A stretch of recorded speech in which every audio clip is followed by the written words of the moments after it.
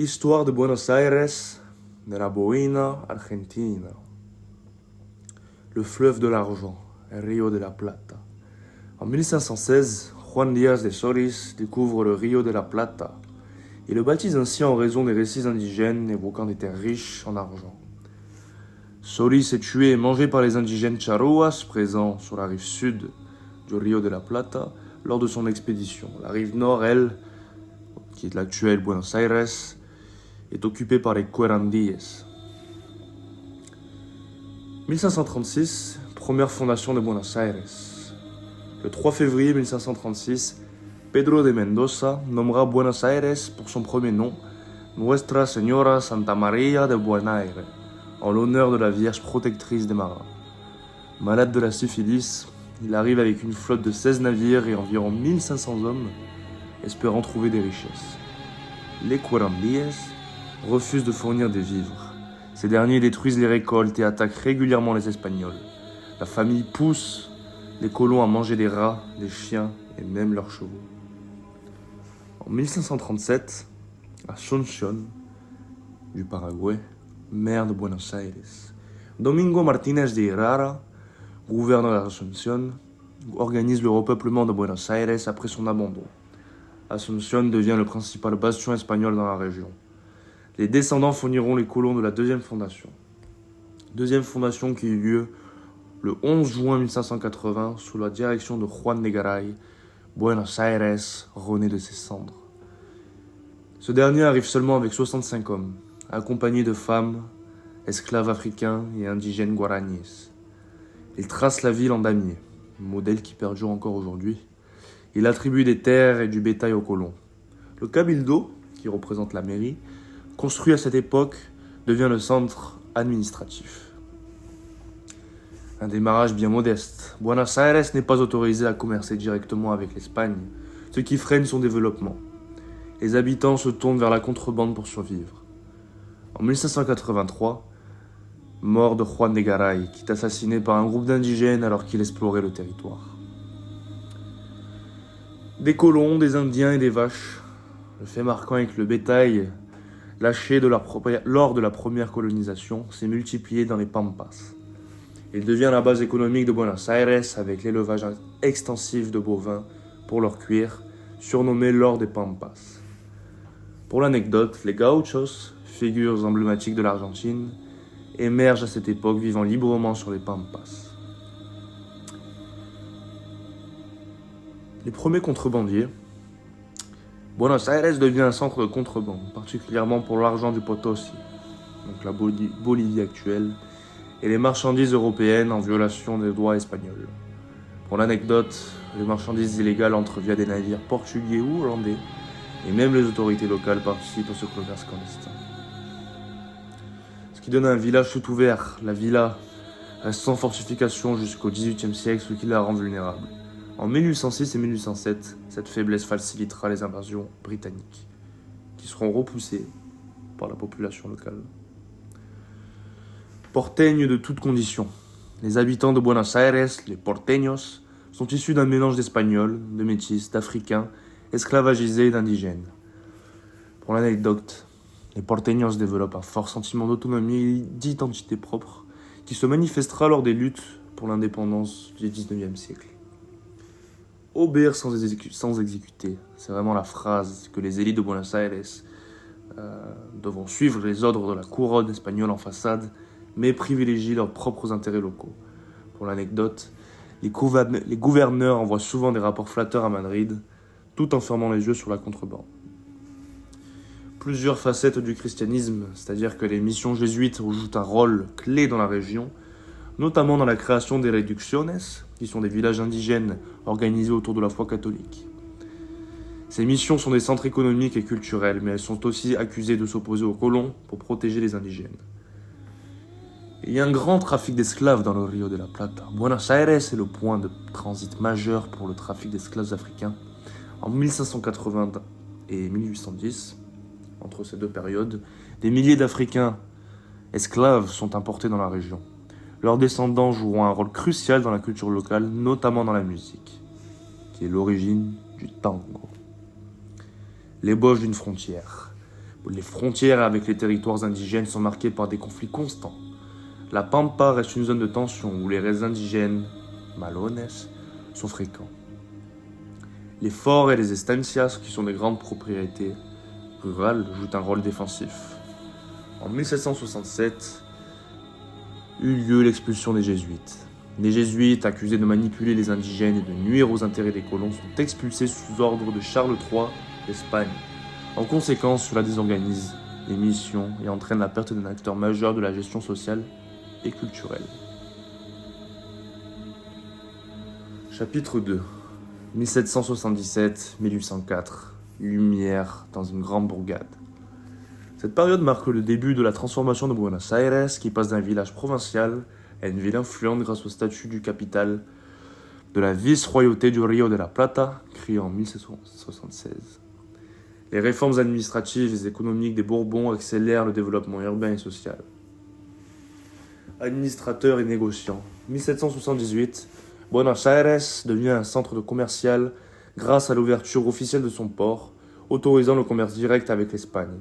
Le vice-roi, Pedro de Ceballos, et son successeur Juan José de Bertiz modernisent l'administration et renforcent la sécurité pour encourager le commerce.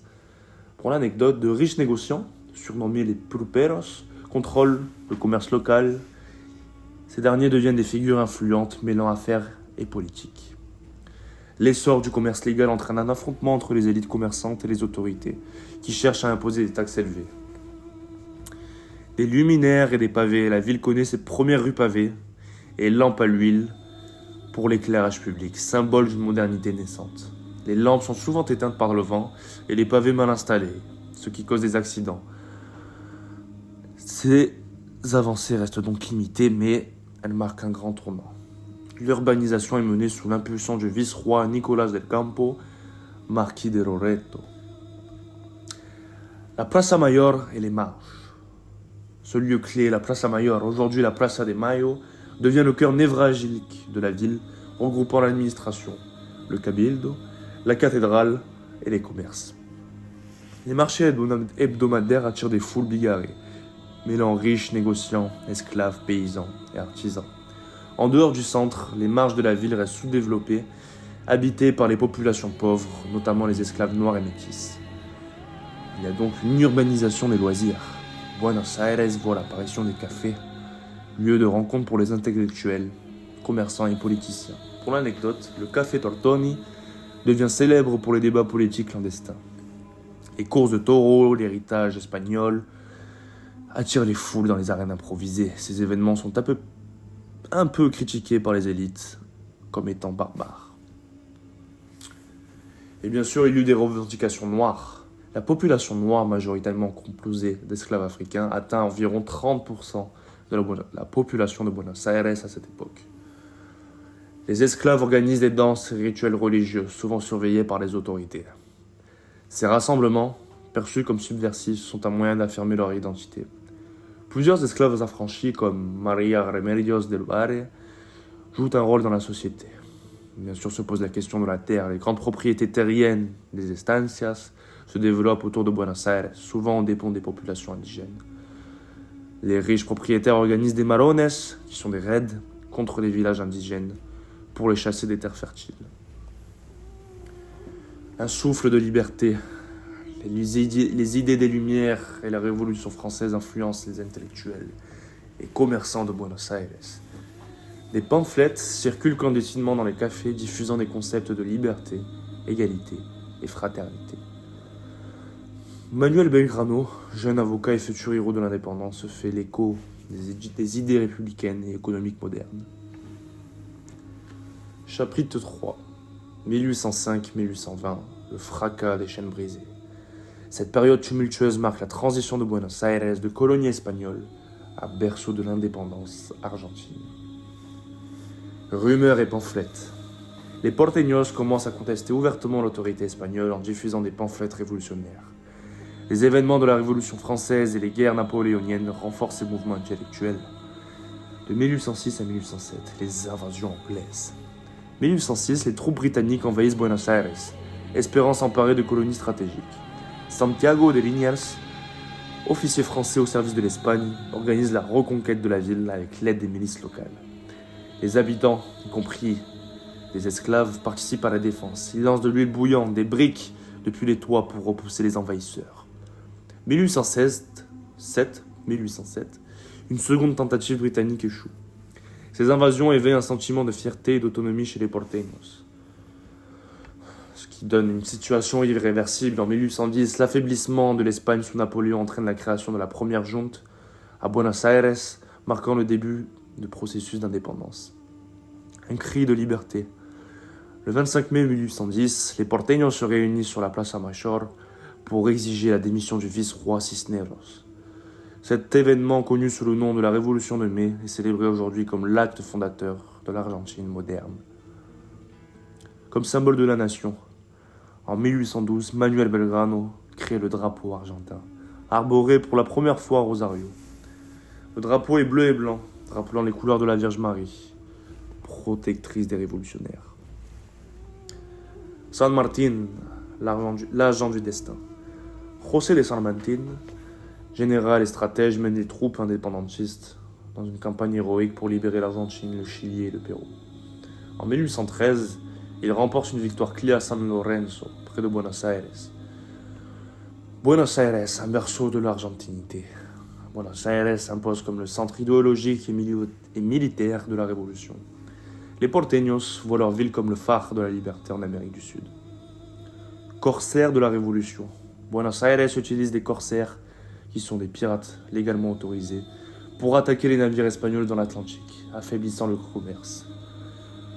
Ce qui envoie un retour à la Pampa. Après l'indépendance, Buenos Aires doit gérer la transition d'une société coloniale à une société républicaine, tout en affrontant les tensions avec les provinces environnantes. Chapitre 4. Buenos Aires, carrefour d'Europe et d'ailleurs. Dans le contexte général, après les guerres d'indépendance, Buenos Aires est en pleine transformation. Située sur le Rio de la Plata, elle devient un point stratégique reliant l'Europe, donc principalement l'Angleterre et la France, à l'Amérique latine. Le commerce maritime alimente son essor économique. Les échanges incluent des marchandises comme le cuir, le sel et les céréales en provenance des campagnes argentines. En retour, la ville importe des produits manufacturés européens. L'immigration commence à changer le visage de la population, même si le gros des flux migratoires arrivera plus tard, c'est-à-dire fin du XIXe siècle.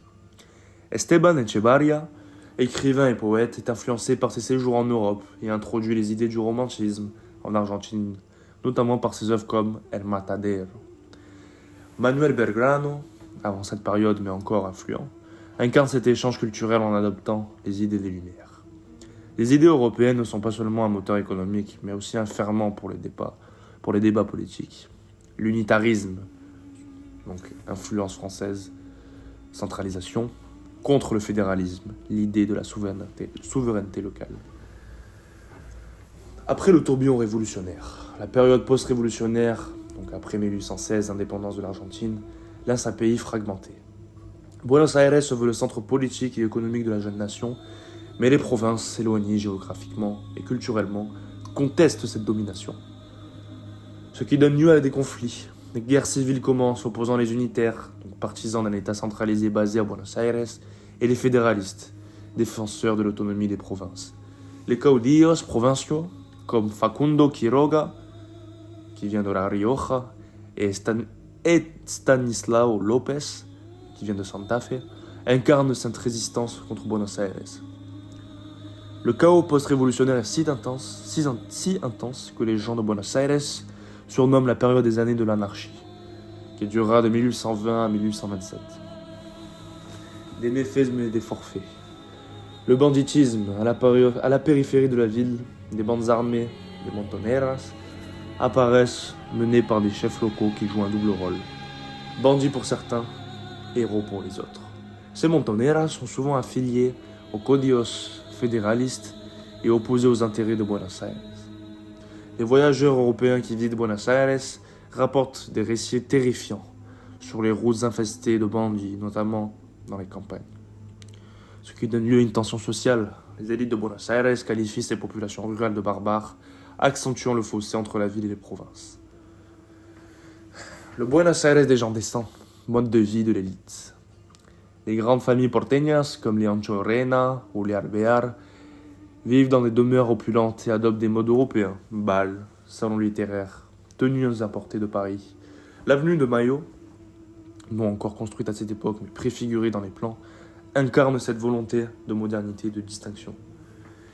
Bernardino Rivadavia, président de 1826 à 1827, est le prototype du réformateur éclairé, aligné sur les idées libérales européennes. Pendant que les élites dansent dans leurs salons, les classes populaires de Buenos Aires occupent les places publiques pour des célébrations plus spontanées et bien sûr bruyantes. Des joies populaires. Les courses de chevaux, appelées carreras, sont un des loisirs les plus populaires. Elles se déroulent sur des pistes informelles aux marges de la ville. Les pulperías, des petites tavernes rurales, deviennent des lieux de réunion pour les gauchos et les travailleurs de la campagne. Pour l'anecdote festive, lors des festivités de San Juan, il était courant d'allumer des grands feux dans la rue, accompagnés de danses traditionnelles comme la samba. Cette célébration témoigne de la persistance des traditions criollas, malgré l'influence européenne. Les confins de la ville. En périphérie urbaine, les faubourgs, appelés les orillas, deviennent un espace de transition entre la ville civilisée et les campagnes considérées comme sauvages. Les gauchos, figures mythiques de l'Argentine, sont souvent décrits comme des gens vivants dans ces zones intermédiaires. Ces confins étaient aussi des lieux de clandestinité où les fugitifs des campagnes venaient se cacher. Les premières lumières républicaines. Avec des réformes éducatives, Rivadavia fonde l'université de Buenos Aires en 1821, un pilier des Lumières en Argentine. Il encourage également la presse libre et la publication de journaux politiques. Malgré ces efforts, la population analphabète reste majoritaire, limitant l'impact des Lumières aux cercles intellectuels et politiques. Rivadavia reste malgré tout un président progressiste. Il eut fait de grandes réalisations, mise en place d'un système foncier pour organiser les terres agricoles et attirer les investisseurs européens, création du premier théâtre public de Buenos Aires, le Teatro Coliseo. Mais il y a eu des problèmes. Les réformes de Rivadavia se heurtent à la réalité, la pauvreté massive et l'opposition des provinces. Rivadavia démissionne en 1827 après avoir perdu le soutien populaire et avoir affronté l'hostilité des caudillos.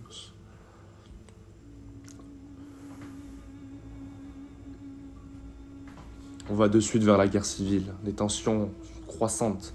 Juan Manuel de Rosas émerge comme le chef des fédéralistes. Les unitaires tentent de maintenir le contrôle de Buenos Aires, mais les provinces s'opposent avec violence. Les barricades dans les rues de Buenos Aires témoignent encore aujourd'hui des batailles européennes entre factions politiques. La campagne du désert. Expédition militaire. Sous Rosas, les campagnes contre les indigènes sont justifiées par la sécurisation des frontières, mais elles entraînent des massacres et la dépossession de leurs terres. Cette conquête prépare le terrain pour l'expansion agricole de l'Argentine, mais laisse un héritage de violence et d'injustice. Encarnación Escura et la révolution des restaurateurs. Son rôle politique, Encarnación, mobilise les masses et orchestre une insurrection qui consolide le pouvoir de son mari, Juan Manuel de Rosas. On raconte qu'elle galvanisait les foules avec des discours passionnés, défiant les normes de l'époque pour les femmes. Mais il y eut la mort de Facundo, en assassinat politique. Facundo Quiroga, en route pour négocier une paix entre les unitaires et les fédéralistes, est assassiné en 1835.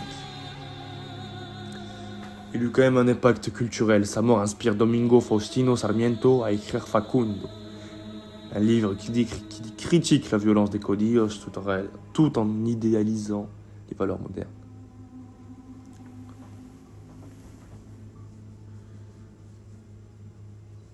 Chapitre 5. La Fédération ou la mort, de 1835 à 1852, explore l'ère du pouvoir absolu de Juan Manuel de Rosas, marquée par des tensions sociales, politiques et culturelles, mais aussi par les transformations profondes de Buenos Aires.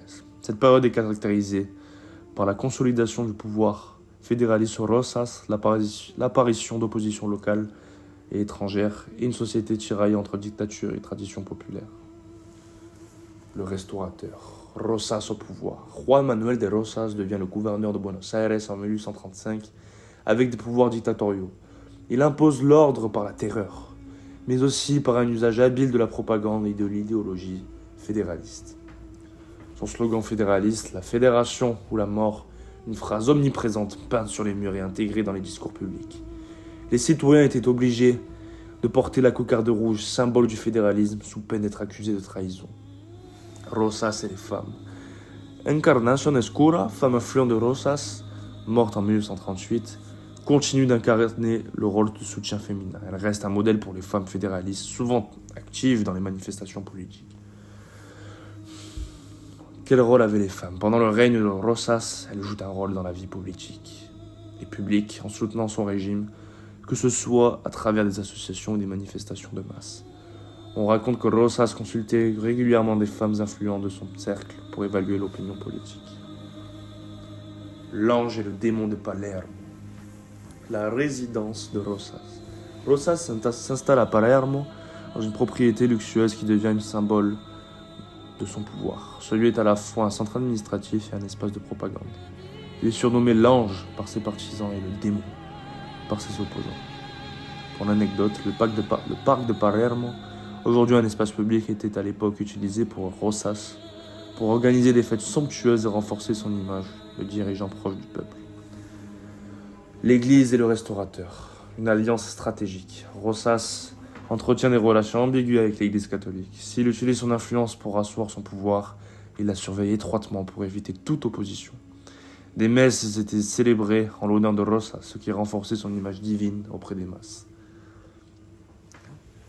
Bacle et la ville. Charles-Henri Bacle, imprimeur et caricaturiste suisse installé à Buenos Aires, devient célèbre pour ses illustrations de la vie quotidienne à l'époque de Rosas.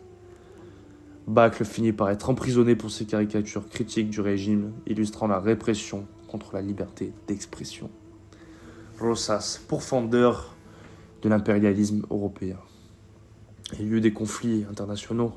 Rosas s'oppose aux interventions européennes, notamment le blocus franco-anglais, qui durera de 1838 à 1840, visant à ouvrir le commerce du Rio de la Plata. Il devient un symbole de résistance face à l'impérialisme étranger.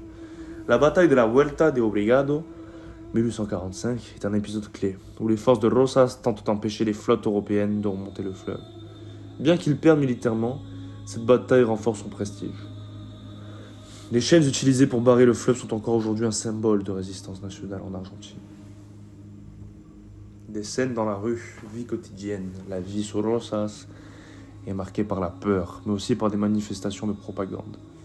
Les rues de Buenos Aires sont décorées de slogans fédéralistes et de portraits du restaurateur. Les dénonciations sont courantes et la suspicion règne. Les espions surveillaient les conversations dans les cafés populaires pour détecter toute critique envers le régime. Les tambours de candombe, de culture afro-argentine, les esclaves affranchis de leurs descendants jouent un rôle important dans la culture populaire, notamment à travers le candombe, une danse rituelle accompagnée de tambours. Rosas tolère et encourage ces pratiques pour maintenir le soutien des classes populaires. Les candombes étaient particulièrement visibles lors des festivités publiques, où les tambours résonnaient dans les rues de Buenos Aires. Il y eut des foyers d'opposition sur les deux rives du Plata, l'opposition exilée. De nombreux unitaires fuient le régime de Rosas et s'installent à Montevideo, donc en Uruguay, qui devient un centre d'opposition. Domingo Faustino Sarmiento et Bartolomé Mitre, futurs dirigeants, écrivent des pamphlets contre Rosas depuis l'Uruguay. Montevideo est désormais la ville de l'exil, où les opposants à Rosas organisaient des complots. Il y a eu de l'immigration en masse, l'arrivée d'étrangers. Malgré le régime autoritaire, les immigrants européens, notamment italiens et espagnols, commencent à arriver, attirés par des opportunités économiques. Ces immigrants apportent de nouvelles idées de mode de vie qui enrichissent la société porteña. Les marges des abattoirs. Les faubourgs de Buenos Aires, notamment autour de la zone des abattoirs, autrement dit mataderos, sont des lieux de travail intense, mais aussi de conflits sociaux. La viande, en particulier le cuir et le suif, est une des principales sources de richesse de la région. Au-delà des faubourgs, il y eut un conflit rural. Les campagnes restent un espace de résistance contre le centralisme de Buenos Aires. Les caudillos régionaux mènent des insurrections périodiques. L'anecdote de terrain. Les zones au-delà des faubourgs sont aussi des refuges pour les marginaux et les bandits. Terrorisme d'État. La terreur sur Rosas. Les opposants politiques sont persécutés, emprisonnés ou exécutés par la Mazorca, la police secrète de Rosas. Les dénonciations entre citoyens étaient encouragées, instaurant un climat de paranoïa. Les cadavres des opposants étaient parfois exposés publiquement pour intimider la population. Ce qui marquera la fin de la règne. Le déclin des Rosas. 1852, Rosas est renversé par Justo José de Urquiza lors de la bataille des Caseros. Il part en exil en Angleterre où il finit sa vie comme fermier. La chute de Rosas marque la fin de l'ère des caudillos et le début d'une nouvelle tentative de consolidation nationale. En exil, Rosas écrit des lettres nostalgiques où il évoque avec émotion les paysages de la Pampa.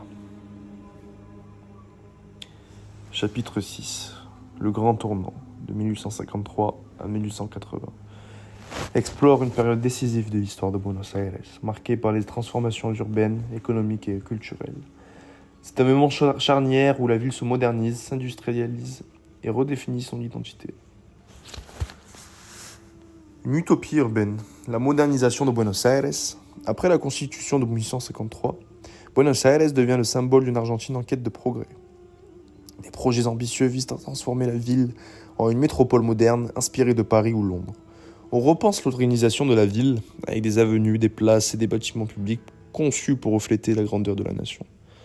Bartolomé Mitre, intellectuel et président, de 1862 à 1868, soutient ces réformes urbaines pour asseoir l'identité nationale. Domingo Faustino Sarmiento, président de 1868 à 1874, est un ardent défenseur de l'éducation et de l'urbanisation comme levier de civilisation. Sarmiento disait que Buenos Aires devait devenir une ville lumière, comparable à toute capitale européenne. La conquête des distances, le développement des transports, l'arrivée du chemin de fer, première ligne en 1857 reliant Buenos Aires à la Floresta, révolutionne les déplacements, connectant la ville aux campagnes environnantes et facilitant le commerce. Les tramways, d'abord à cheval puis électriques, se développent, permettant une mobilité accrue des habitants.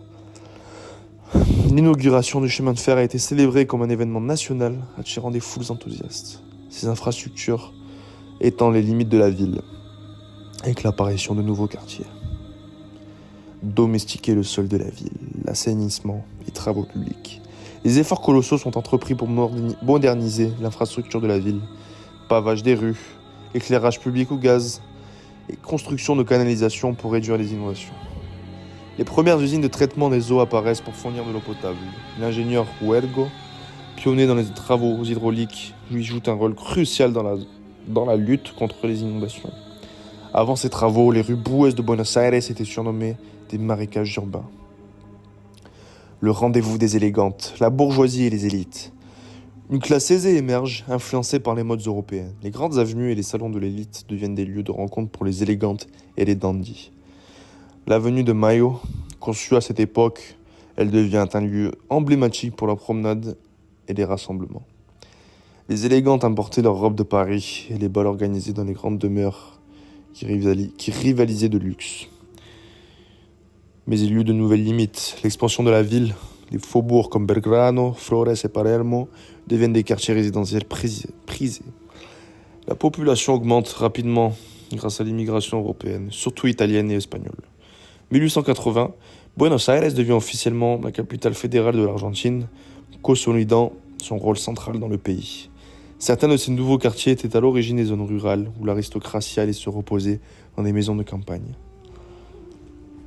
La fièvre jaune, une tragédie urbaine. 1871, une épidémie de fièvre jaune frappe Buenos Aires, tuant près de 8% de la population, environ 14 000 morts. L'épidémie expose les inégalités sociales. Les quartiers populaires sont les plus touchés, tandis que les riches fuient vers les banlieues. José Roque Pérez, médecin et philanthrope, meurt en soignant les victimes de la fièvre. La ville entière était silencieuse pendant les pires mois de l'épidémie, avec seulement le bruit des charrettes transportant les corps. Sur les traces de Mazzini et Garibaldi, l'influence italienne. La grande vague d'immigration italienne apporte avec elle les idéaux républicains de Mazzini et Garibaldi. Les immigrants italiens, souvent artisans et ouvriers, forment des associations culturelles et politiques. Pour l'anecdote, Garibaldi lui-même a combattu à Montevideo, avant cette période devenant un héros pour les Italiens de la région. Naissance du tango, les origines du tango. Le tango émerge dans les quartiers populaires, notamment à la Boca et San Telmo, où se croisent immigrants européens, afro-argentins et criollos. D'abord associé à la marginalité et aux maisons closes, il devient progressivement une expression culturelle emblématique. Les premiers tangos étaient joués avec des instruments modestes, comme le bandoneon introduit par les immigrants allemands. Carlos Gardel, bien qu'au postérieur à cette période, incarne l'âme du tango et son essor international. La fin des Indiens, campagne du désert. Dans les années 1870, sous la direction du général Julio Argentino Roca, l'État argentin lance une campagne militaire pour annexer les terres occupées par les peuples indigènes. Les communautés autochtones sont massacrées ou déportées, marquant la fin de leur présence significative dans la Pampa. Cette conquête prépare l'expansion de l'agriculture et l'enrichissement des élites terriennes. Des milliers d'indigènes sont réduits en esclavage ou forcés à travailler pour les grands propriétaires terriens. Des nostalgies autour de 1880, un regard sur le passé.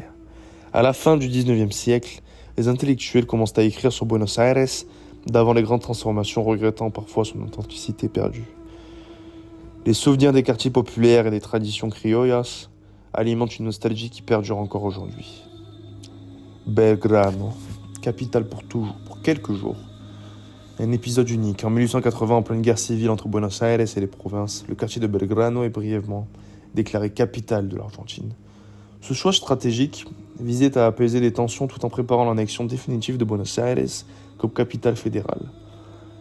Pendant ces quelques jours, les bâtiments publics de Belgrano ont accueilli les institutions gouvernementales, donnant à ce quartier un rôle exceptionnel dans l'histoire nationale.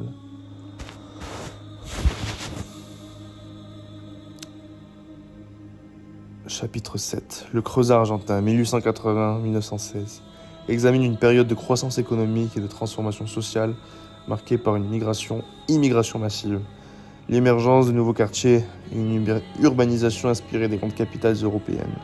C'est aussi l'âge d'or du tango et des luttes sociales. Voici un résumé détaillé avec des faits. Sur les traces du baron Haussmann, inspiration parisienne.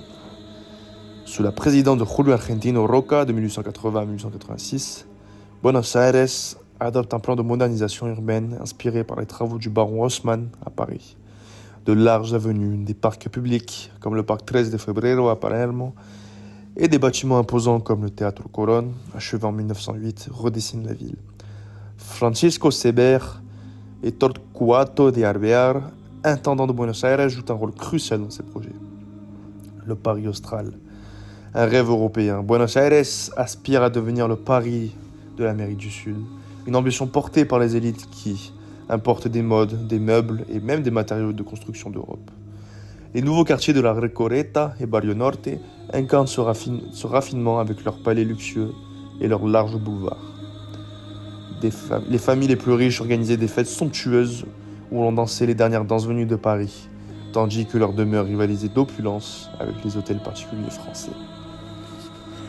Les trois Palermo, diversité de quartiers. Palermo se divise en trois espaces. Palermo Chico, quartier bourgeois, arboré, résidentiel. Palermo Viejo, plus populaire, abritant artisans et petits commerçants.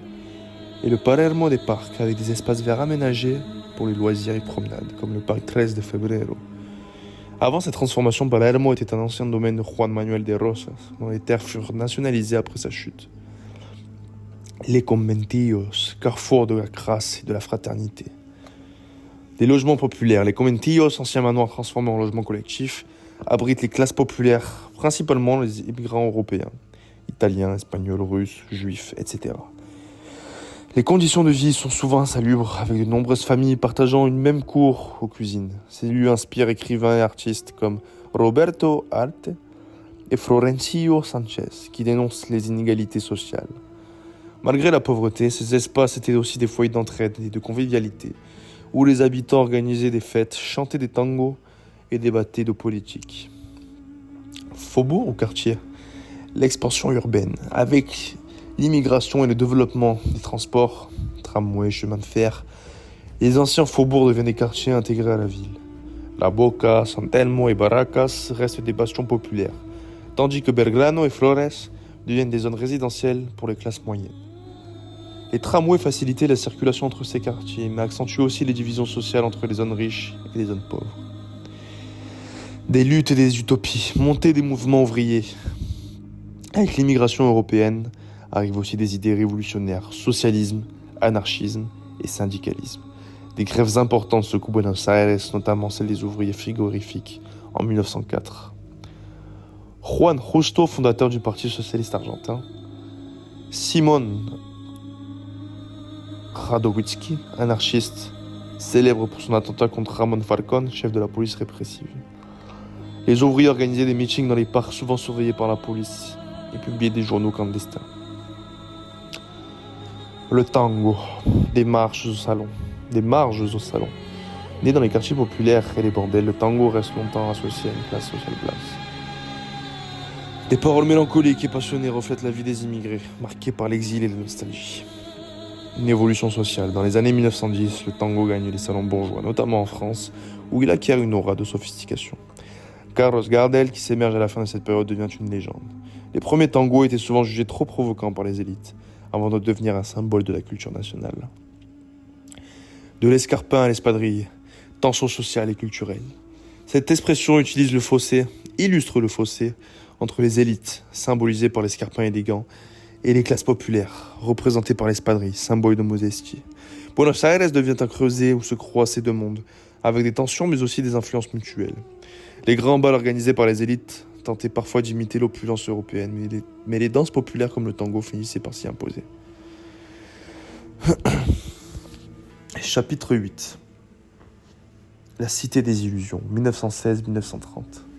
Explore une Buenos Aires en pleine effervescence sociale, culturelle et politique, où coexistent progrès technologiques, luttes ouvrières et un bouillonnement artistique. Ce moment est marqué par des contradictions, aspirations démocratiques et répression, modernité et misère, plaisirs et péchés. Des semaines tragiques, un conflit ouvrier sanglant. En janvier 1919, les semaines tragiques éclatent. Une grève ouvrière massive à Buenos Aires dégénère en violence après une répression brutale par la police et l'armée. Les affrontements entre ouvriers et forces de l'ordre se soldent par des centaines de morts. Ces événements révèlent les tensions entre les classes ouvrières et l'élite industrielle dans un contexte de montée du socialisme et de l'anarchisme.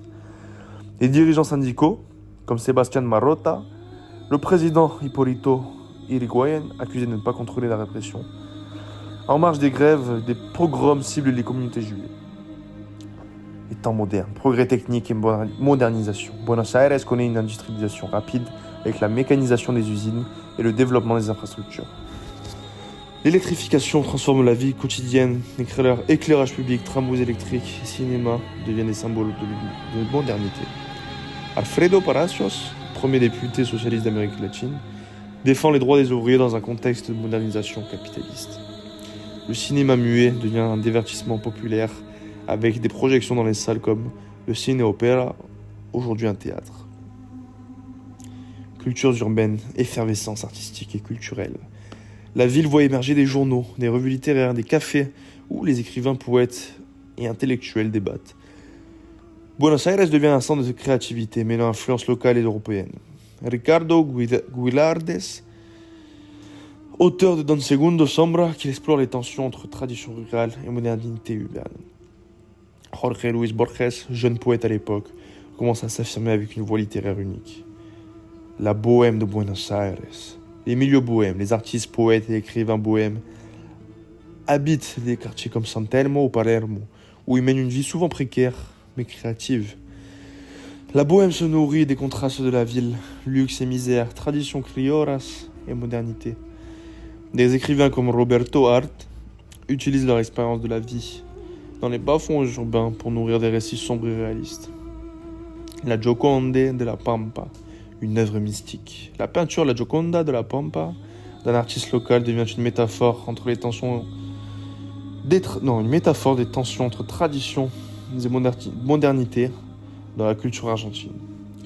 Elle incarne l'idée d'une beauté insaisissable entre le charme de la campagne et l'attraction de la ville.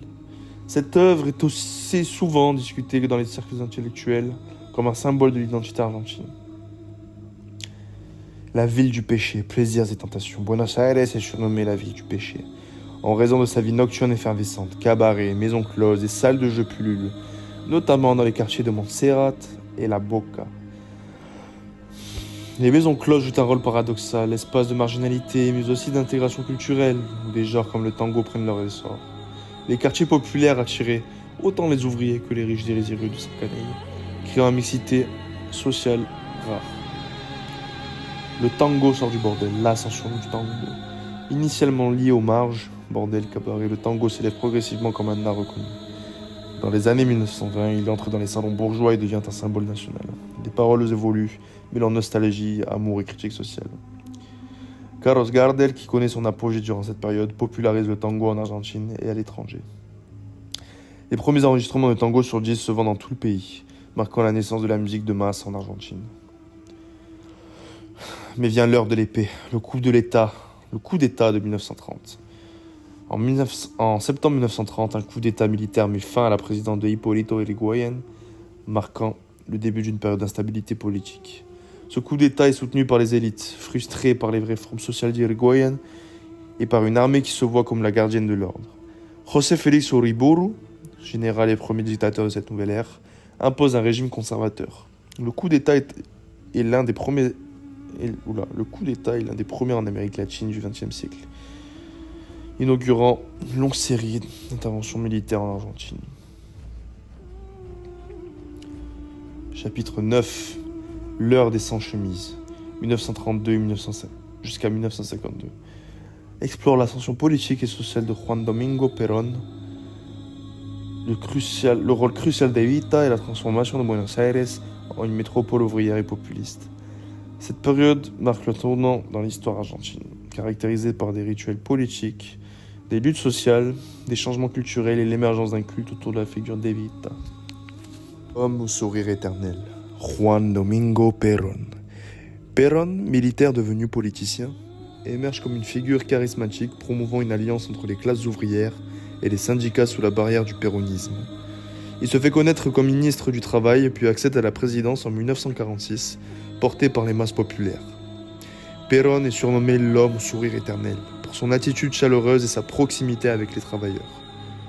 En tant que ministre, il instaure des réformes sociales majeures comme les congés payés qui lui valent une grande popularité parmi les classes laborieuses. L'année du centenaire. En 1940, l'Argentine célèbre le centenaire de la mort de José de San Martín, héros national. Perón utilise cet événement pour unifier le pays autour d'un sentiment de fierté nationale tout en renforçant son image. Perón compare ses propres réformes à la lutte pour l'indépendance menée par San Martín.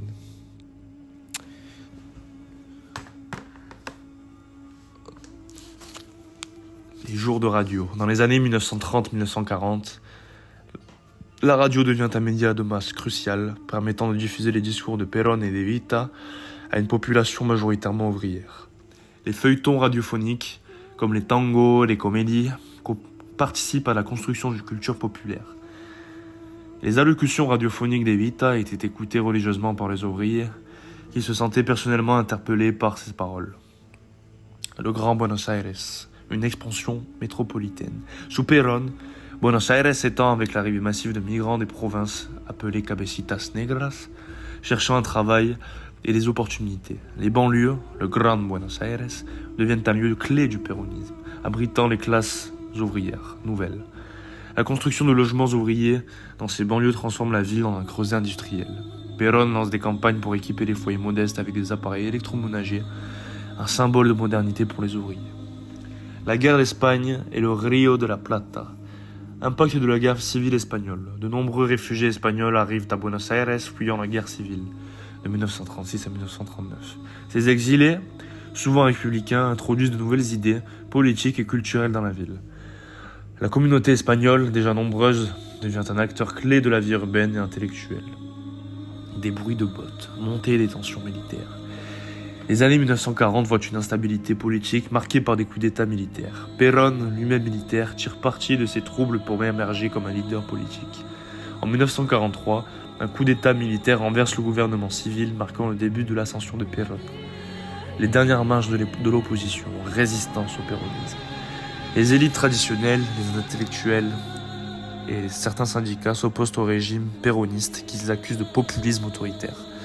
Malgré cette opposition, Perón s'appuie sur un soutien massif des classes populaires. Les opposants se réunissent clandestinement.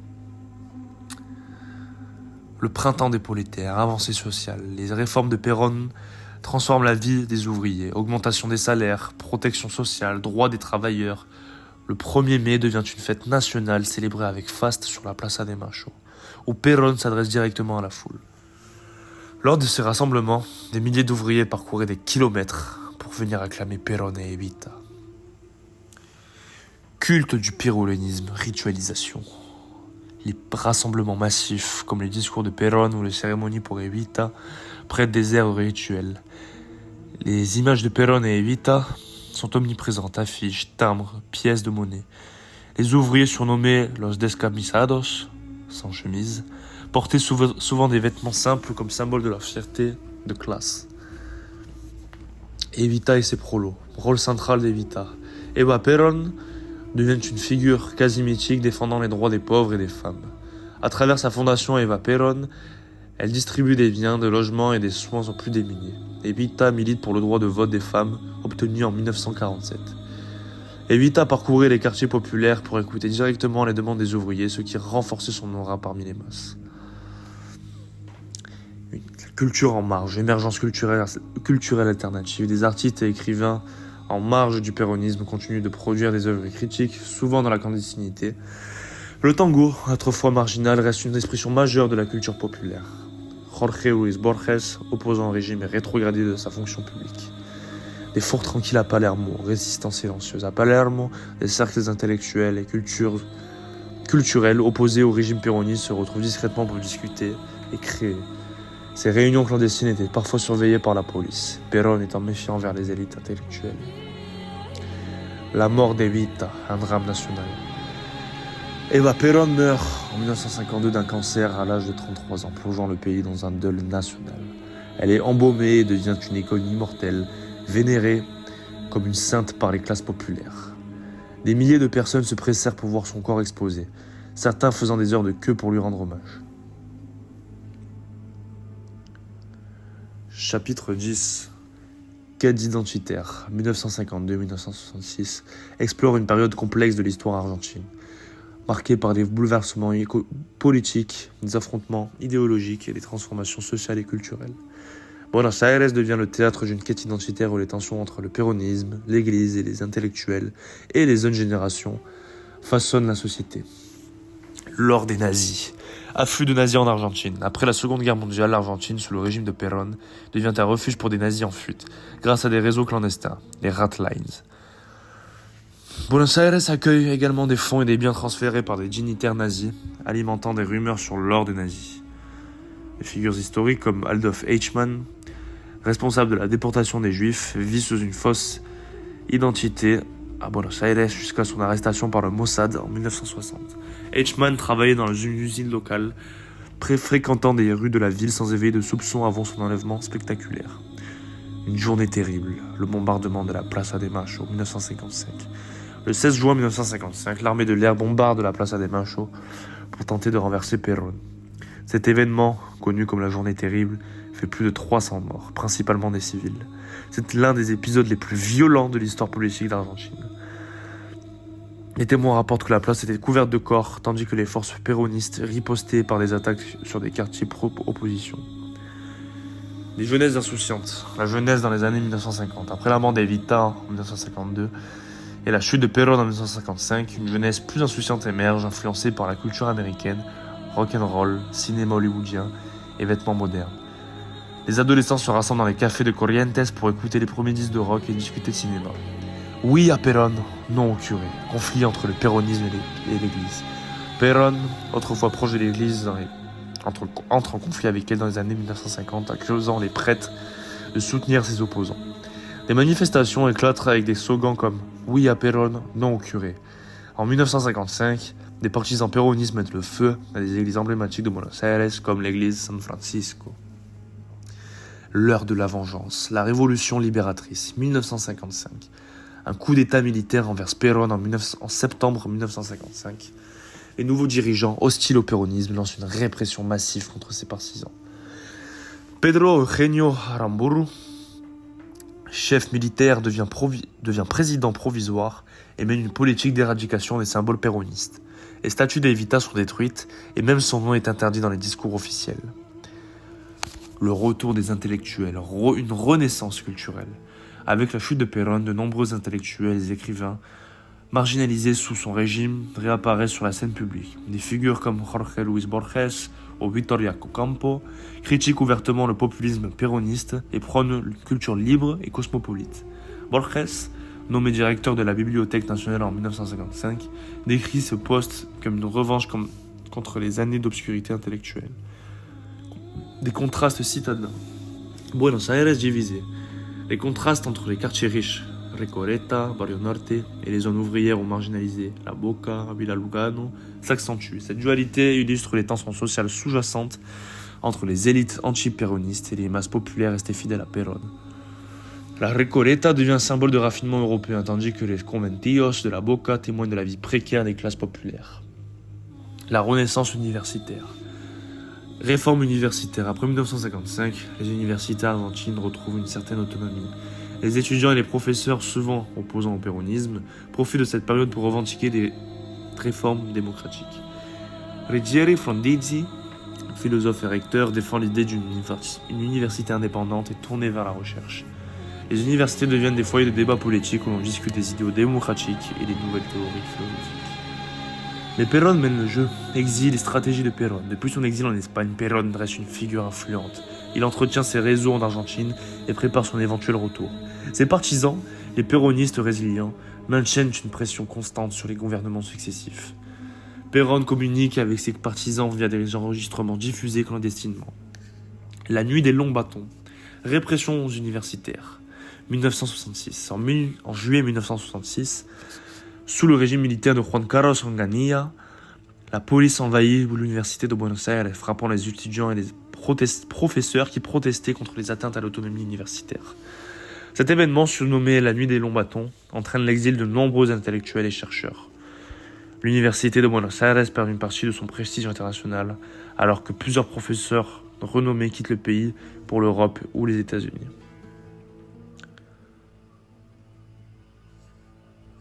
La Cité des absents, 1966-1983. Cette période est marquée par une instabilité politique, des luttes sociales et une dictature militaire brutale. Buenos Aires devient un espace d'oppression et de résistance. En 1966, le coup d'État militaire de Juan Carlos Onganía installe une dictature technocratique marquant la fin d'une fragile démocratie. Onganía vise à moderniser l'économie, mais son autoritarisme exacerbe les tensions sociales. Buenos Aires, à cette époque, voit la montée de grèves ouvrières et d'activisme étudiant, notamment à Cordoba, qui inspire des révoltes dans la capitale. Onganía voulait transformer Buenos Aires en une cité modèle, mais fut confronté à des graffitis anti-dictature devenus un symbole de résistance urbaine.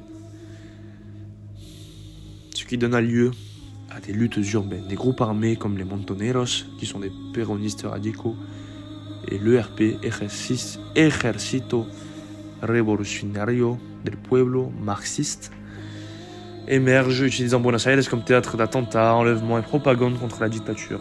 Ces luttes transforment des quartiers comme Palermo ou San Telmo en zones de mobilisation clandestine. Les villas miseria, autrement dit bidonvilles, de Buenos Aires deviennent des refuges pour les militants, mais aussi des cibles pour les forces de répression. Le mois de Campora, mai 1973, Héctor Campora, élu président grâce au retour du péronisme, instaure une ouverture politique éphémère. Buenos Aires fête cette victoire dans un élan d'euphorie populaire, mais cette période est rapidement marquée par les divisions internes entre factions péronistes. Le 25 mai 1973, des milliers de militants descendent sur la Plaza de Mayo pour célébrer, mais les tensions sont palpables entre les Montoneros et les péronistes modérés. Le massacre d'Ezeiza, 20 juin 1973. Lors du retour de Juan Domingo Perón, des millions de personnes se rassemblent à l'aéroport d'Ezeiza, mais des tirs éclatent entre les factions péronistes, provoquant des dizaines de morts. Cet événement traumatisant annonce la fin de l'unité politique. Le massacre est considéré comme un tournant, transformant la joie collective en un début de guerre civile. La Triple A. de 1973 à 1976. Sous Isabel Perón, veuve de Juan Perón, la Triple A, Alliance anticommuniste argentine, mène une campagne de terreur contre les opposants. Buenos Aires devient un espace de meurtres ciblés où journalistes, artistes et militants sont assassinés. Le théâtre de San Martín suspend ses spectacles après des menaces de la Triple A, symbolisant la répression culturelle. Le procès et la topographie du mal. Le coup d'État de 1976 installe la junte militaire de Jorge Videla, marquant l'une des périodes les plus sombres de l'histoire de Buenos Aires. La ville devient un labyrinthe d'enlèvements, tortures et disparitions. Des lieux comme l'ESMA, école de mécanique de la marine, se transforment en centre de détention clandestin. Le stade de River Plate, utilisé pour la Coupe du Monde 1978, se situe à quelques kilomètres de l'ESMA, soulignant le contraste entre festivité et horreur. Les maires de la place de mai. 1977, les mères des grands-mères de disparus se réunissent chaque jeudi sur la Plaza de Mayo pour exiger la vérité. Ces femmes, avec leur foulard blanc, deviennent des symboles internationaux et de résistance pacifique. Les mères utilisent des pancartes avec des photos de leurs enfants disparus, que l'on peut encore voir lors de commémorations.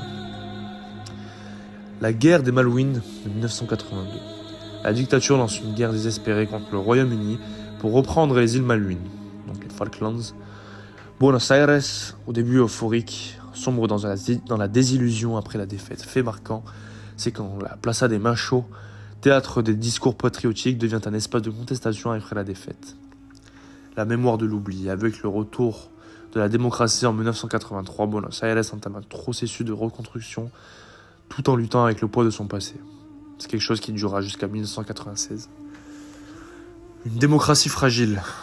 83-89, Raúl Alfonsín, élu président, initie le procès des juntes pour juger les responsables de la dictature. Cependant, les crises économiques et les soulèvements militaires fragilisent sa présidence. Les audiences de procès sont retransmises à la télévision, rassemblant les familles dans les cafés de Buenos Aires pour écouter les témoignages. Buenos Aires City, 1989-1996. Carlos Menem arrive au pouvoir et transforme Buenos Aires en une métropole néolibérale avec privatisation et modernisation. Les quartiers comme Puerto Madero connaissent une renaissance spectaculaire, mais les inégalités sociales se creusent. Puerto Madero passe de dock abandonné à l'un des quartiers les plus huppés, symbole de la mondialisation. Souvenirs enquistés et le retour des démons. Le passé reste omniprésent avec des conflits autour des lois d'amnistie et des lieux de mémoire comme l'ESMA, transformés en musée des droits humains. Les artistes de Buenos Aires comme Leon Ferrari dénoncent la dictature à travers des œuvres provocantes. À l'image du tango qu'elle a vu naître et des labyrinthes chers à Jorge Luis Borges, Buenos Aires est une ville mythique. Dès sa fondation, son histoire est jalonnée de disparitions, que les légendes ou la poésie viendront combler jusqu'à se confondre avec elle. Les premiers Espagnols doivent l'abandonner en 1536, peu après l'avoir fait surgir du néant. La bourgade René, à l'orée de la Pampa, vivant dans la chasse au bétail ensauvagé et de la contrebande. Longtemps capitale des Gauchos, elle devient en 1778 celle du vice-royaume du Rio de la Plata, puis le berceau de la révolution des peuples sud-américains contre l'Espagne. La toute jeune capitale de l'Argentine, avec ses rues tirées au cordeau, est une ville immense, dont le rayonnement intellectuel ne s'étendra qu'au temps des dictatures. C'est une ville cosmopolite où d'innombrables Européens cherchent à faire fortune, où toutes les races de la terre viennent se fondre.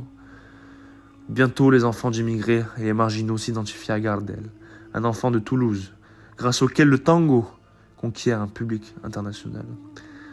Au fil des siècles, bien d'autres personnages charismatiques suscitent la faveur des porteños. San Martín, el Libertador. Rosas, le pourfendeur de l'impérialisme européen. Evita Perón, la tant aimée. Diego Maradona, idole d'une Argentine triomphante. En 1976, la ville qui avait donné à des millions d'hommes un sol et des rêves sombres dans les ténèbres commence avec l'opération Grand Silence, au cours de laquelle 30 000 personnes disparaissent. Mais y a-t-il un oubli qui ne contienne un souvenir ? Demande Roberto Juarez. Les maires de la Plaza de Mayo n'oublieront jamais. Elles qui, pendant près de 20 ans, se sont battues pour connaître la vérité.